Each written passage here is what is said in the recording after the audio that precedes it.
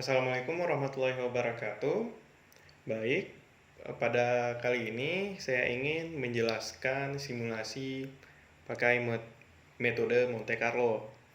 Nah, fungsi dari Monte Carlo ini adalah bisa untuk memprediksikan untuk masa kedepannya. Misalnya kita mau berdagang apa gitu, mau berdagang pulsa ataupun apa. Nah, kita bisa prediksikan nih bahwa kalau kita jualannya segini, maka kita dapat untungan segini-segini. Nah, itu adalah fungsi dari simulasi Monte Carlo. Nah, baik, selanjutnya kita lanjut saja ke materi. Simulasi Monte Carlo melibatkan penggunaan angka acak untuk memodelkan sistem, di mana waktu tidak memegang peranan yang substantif atau model statis. Pembangkitan data buatan atau artificial data dengan menggunakan pembangkit angka acak dan sebaran kumulatif yang menjadi interest. Pembangkit angka acak melibatkan peubah atau random variable yang menyebar uniform pada interval 1. Contohnya adalah fungsi rand pada Excel. Nah, fungsi rand pada Excel adalah dia untuk menentukan angka acak. Jadi kita tentuin angka acaknya dari berapa sampai berapa. Nah, itu kalau fungsi di Excel tersebut. Nah, tidak mungkin membangkitkan angka acak yang sebenarnya dengan suatu algoritma komputer. Nah, angka acak ini kemudian ditransformasikan sehingga akan mengikuti suatu sebaran peluang yang diinginkan. Nah, ada 3 yaitu uniform, normal, sama simetrik triangular. Nah, contoh 1. Misalnya, Anda merencanakan untuk menginvestasikan uang berjumlah yaitu 150 juta. Jadi 150 juta dana yang Anda miliki dan tersedia 3 instrumen investasi yang dapat dipilih. Selanjutnya, tingkat pengembalian masing-masing instrumen investasi ini merupakan peubah acak berturut-turut yaitu RL, RM, dan RH. Dan sebaran masing-masing peubah acak tersebut diberikan oleh tabel 1.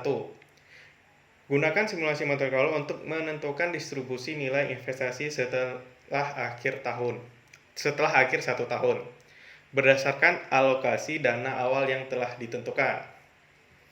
Kita lanjut. Contohnya nilai investasi pada tabel 1. Yang pertama, pilihan investasi, yaitu ada beberapa grade. Dan sebaran tingkat pengembalian yaitu dalam bentuk persen. Nah, grade pertama risiko rendah, RL-nya normal yaitu 3,1. Risiko sedang RM normal 5,5, risiko tinggi RH normal 10,15. Setelah 1 tahun, nilai investasinya diberikan oleh rumus sebagai berikut. Nah, jadi rumusnya seperti yang tertera pada layar tersebut, yaitu V sama dengan SL 1 plus RL plus SM buka kurung 1 plus RM tutup kurung plus SH buka kurung 1 plus RH tutup kurung. Nah, itu contoh 2. Penggunaan keuntungan suatu perusahaan bermaksud memproduksi dan menjual produk baru di bawah pasar yang bersaing sempurna. Total keuntungan yang diberikan oleh persamaan berikut ini. TP sama dengan Q kali P dikurang Q kali V plus F. Nah, di mana nilai Q itu adalah banyaknya unit yang terjual. Nah, jadi Q itu unit terjualnya itu berapa? V adalah biaya variabel per unit. P adalah harga jual per unit. F adalah biaya tetap untuk memproduksi produk itu. Pada produk ini, Q, P, dan V merupakan peubah acak dengan sebaran peluang berikut. Q uniform 80.000, 120.000, P normal 22,5, V normal 12,8, F diduga besarnya adalah 300.000. Gunakan simulasi Monte Carlo untuk menentukan sebaran total keuntungan dari produk yang direncanakan tersebut. Nah, jadi itu ada beberapa soal. Jadi saya akan menjelaskan satu soal aja pada contoh soal yang ketiga. Nah, yaitu contoh soal yang ketiga, simulasi Monte Carlo dengan sebaran empiris pertama, toko roti Betty memesan sejumlah roti setiap hari, disimpan dalam persediaan.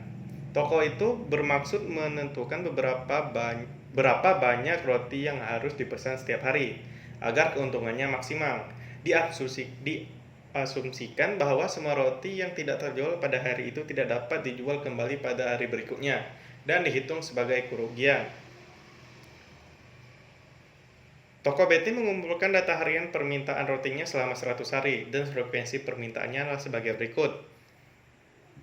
Nah, pada permintaan roti 20 sampai 24, midpoint-nya adalah 22, frekuensinya 0,05.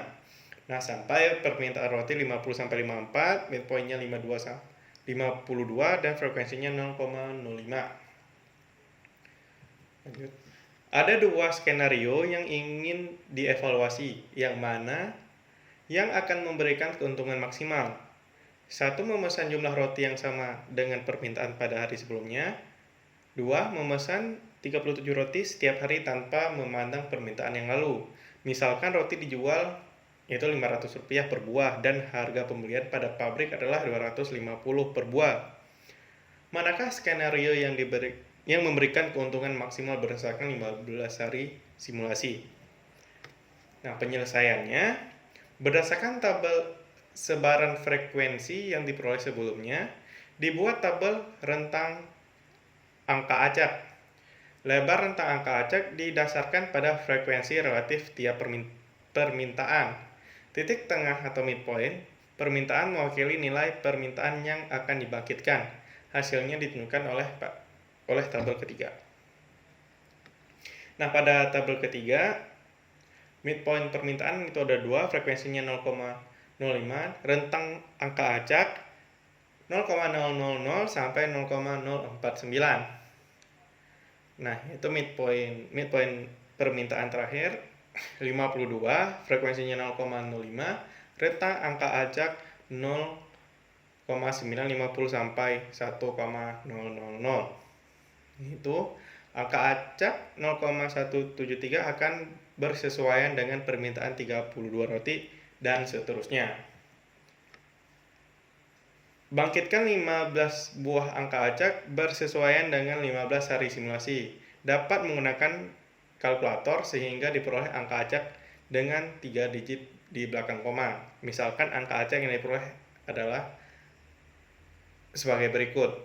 Yaitu angka acak itu diperoleh, misalkan Anda mungkin akan mendapatkan angka-angka acak yang berbeda.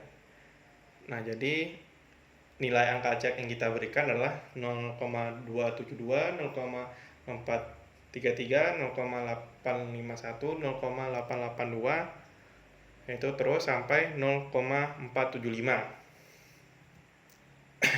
Nah, pada hari ke-0 angka acaknya itu tidak ada, permintaannya adalah 37, yaitu skenario isi dari skenario 1 dan skenario 2 itu kosong. Nah, pada hari pertama angka acaknya 0,272, permintaannya ada 32. Pada skenario 1 jumlah pesanan ada 37, penjualan ada 32. Nah, di skenario kedua jumlah pesanan ada 37, penjualan ada 32. Nah, sampai ke hari ke-15 yaitu angka acaknya 0,475, permintaannya 37. Pada skenario 1 jumlah pemesanan 32, penjualan ada 32. Pada skenario 2 jumlah pesanan ada 37, penjualan ada 37. Ya, jadi total semuanya pada permintaan ada 587. Pada skenario 1 jumlah pesanan ada 550, penjualan ada 500, skenario 2 jumlah pesanan ada 555, penjualan ada 515. Pada simulasi ini permintaan merupakan peubah acak yang nilai-nilainya dibangkitkan. Penjualan sama dengan minimum nilai permintaan dan pemesanan. Pada skenario 1 keuntungannya ada yaitu 500 kali 500 dikurangi 250 kali 550 sama dengan 112.500.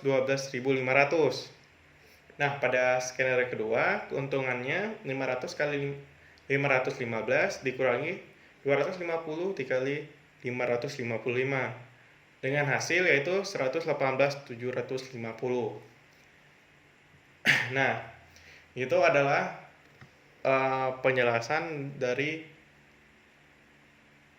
apa penjelasan dari simulasi dengan metode Monte Carlo. Jadi untuk mendapatkan keuntungannya itu kita bisa menggunakan metode ini. Nah, cukup sekian penjelasan dari saya. Kurang dan lebih saya mohon maaf. Assalamualaikum warahmatullahi wabarakatuh.